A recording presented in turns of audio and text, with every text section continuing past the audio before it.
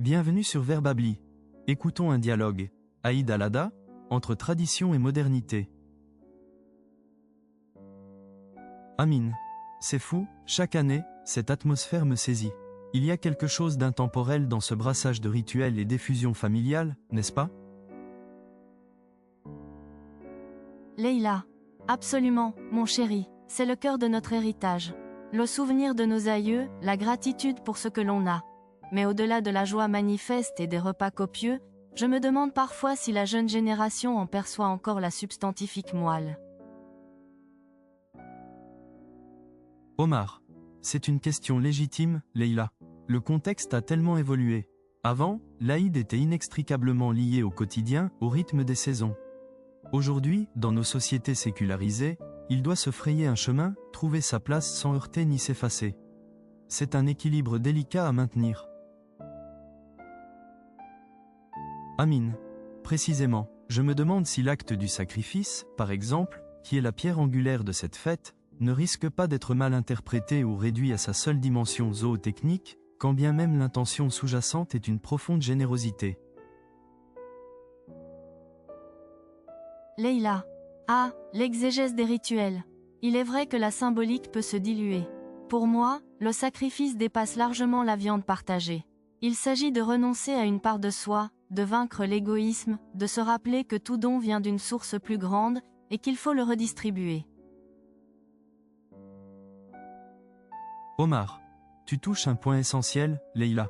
C'est le partage avec les nécessiteux qui confère à l'Aïd Alada sa pleine dimension éthique et sociale.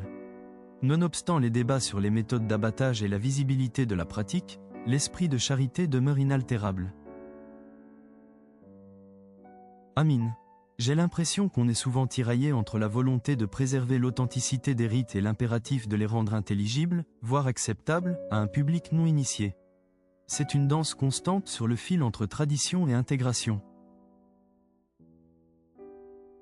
Leïla. Mais c'est précisément là que réside la richesse, Amine. L'Aïd n'est pas figé, il a toujours su s'adapter.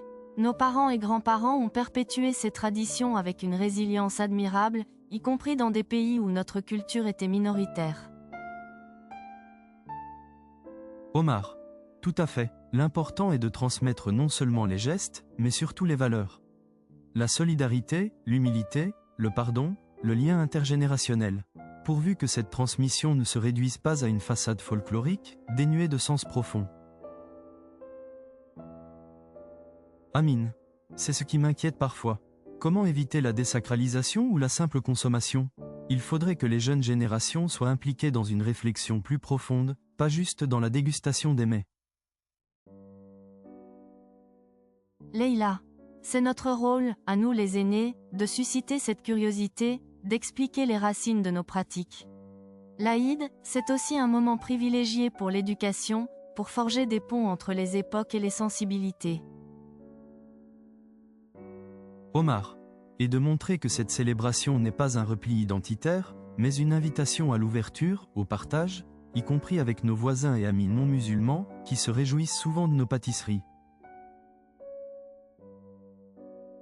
Amine. Oui, ça, c'est indéniable. Les plateaux de gâteaux qui circulent dans l'immeuble, c'est une forme de diplomatie culinaire, n'est-ce pas? Un excellent moyen de créer du lien social. Leïla. Exactement. Et ça, c'est une tradition qui, elle, ne risque pas de perdre de son sens. Si tu as aimé ce dialogue, mets un pouce bleu. Abonne-toi pour une nouvelle leçon chaque jour. Retrouve plus de dialogues gratuits sur school.dxt.ma.